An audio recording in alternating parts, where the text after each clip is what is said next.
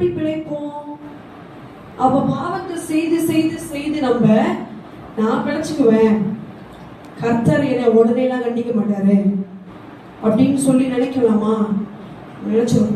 அநேக இடத்துல நான் நினைச்சேன், இது ஒரு சின்ன பாவம், ஆண்டவர் மன்னிச்சிருவேன், உடனே நான் பட்டுனே ஓ Lord forgive me, I'm very sorry for this thing Lord, ஐயோ ஆண்டவரே என்னை மன்னிச்சிருங்க, தெரியாம செஞ்சுட்டேன் இப்படின்னு நிறைய வாட்டி செஞ்சிருக்குமா? செஞ்சிருக்கோம். நம்மளே அறிந்தும் அறியாமலும் பாவம் இருக்கும். ஏன்னா அறியாம எப்படி நடக்குது? நம்ம மாம்சத்துல இருக்கு.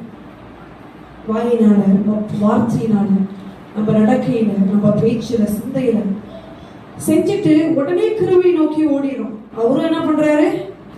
மன்னிச்சு என் பிள்ளை பாவத்துல விழுந்துட்டான்னு சொல்லி இழுத்துக்கிறாரு. ஆனா அந்த கிருபையை நம்ம விருதாவாக்கிட்டோமா? எனக்கு கொடுத்த கிருபை ஆண்டவரே நான் வீணா பாவிச்சிடுனாப்பா, am I taking it for granted? இவ்வளவு நாள் எனக்கு கொடுத்தீங்கப்பா, வெளி உலங்களுக்கு கிடைக்கல அந்த கிருபை, அதுக்கு நான் தகுதியே இல்லையா? அந்த கிருபைக்கு நம்மளுக்கு ஒரு தகுதி கூட இல்லையா? யாருக்குமே அந்த கிருபை கிடைக்காது. நம்ம நியாயப்படி பார்த்தா அது கிடைக்கிறதுக்கான எந்த ஒரு குவாலிஃபிகேஷனும் நம்மள்ட்ட இல்லை. ஆனா அதை கொடுத்து இவ்வளவு நாள் அழகு பார்த்து, மரணத்திலிருந்து உனக்கு ஜீவனை கொடுத்து, வியாதியிலிருந்து சுகத்தை கொடுத்து விடுதலை பண்ண தேவனுடைய கிருபையை விருதாவாக்கிட்டேன். நம்ம விருதாவா எடுத்துக்கிட்டோமா இவ்வளவு நாள்?